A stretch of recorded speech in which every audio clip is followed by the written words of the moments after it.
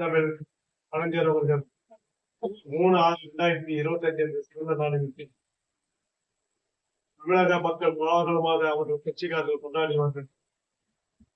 நான் 2010 1/7/2010 அவர் சந்திக்கும் போது அவர் நினைவுகள் உண்ணமில்லை, மிச்ச அகலவும் இல்லை. அவர் நினைவு தான் இருக்கிறேன். ஏனென்றால் புரட்சி தலைவர் அவர்களும் கலைஞர் அவர்களும் இணைப்பிரியாத நண்பர்கள். கட்சியில் ஏற்பட்டிருக்கலாம்.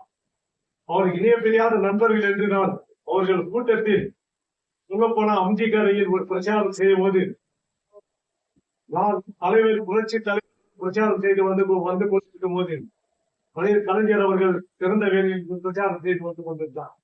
அப்புறம் அவரும் 2 பேர் முயற்சி 2 பேர் வணக்கம் சொல்லிக் கொண்டார்கள். அப்போதான் நான் நினைத்துக் கொண்டேன், இருவரும் வந்து கொள்கையாக வேறுபடுகிறார் என்ற நட்புல அல்ல. நான் கலைஞரை எழுத்தில் இருந்து ரொம்ப பிடிக்கும்.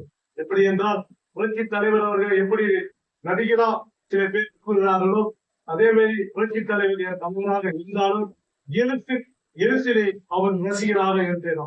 எழுத்திலே அவரை ரசிகராக இருந்து சங்கத்தின் மூலமாக 1/7/2010 அவரை சந்திக்க கோபாலபுரம் சென்றேன். அதே நினைவோடு என்னை வரவைத்தார். 2 பேரும் கோபாலபுரத்தை பேசினோம். என் சங்க கோரிக்கைகளை அவரிடம் சொன்னேன். அப்படியே செய்கிறேன் என்று என்னிடம் சொன்னார்.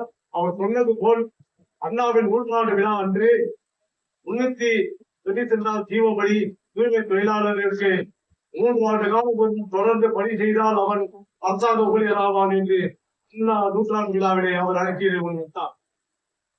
அவர்கள் வேலைவாய்ப்பு விட்டார். 8வது அவருக்கு என்னை சந்திக்கும் போது உண்ணாத தலைவரை நீங்கள் மீது அந்த ஒரு புள்ளி ஒன்று வைக்கின்றீர்கள். பகுதியில் வேலை வாய்ப்பு என்பது பகுதியில் அந்த பகுதியில் உள்ளவர்கள் அந்த பகுதியில் வேலை வாய்ப்பு அன்றைக்கு கூறப்பட்டார்கள். ஐயால் அதுக்காக தான் அந்த வேலை வாய்ப்பு மூலமாக கொண்டேன்.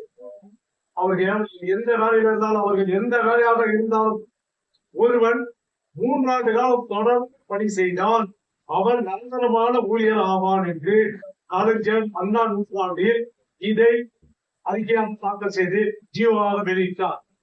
அதற்கு ஜியோ இணையம் உள்ளது.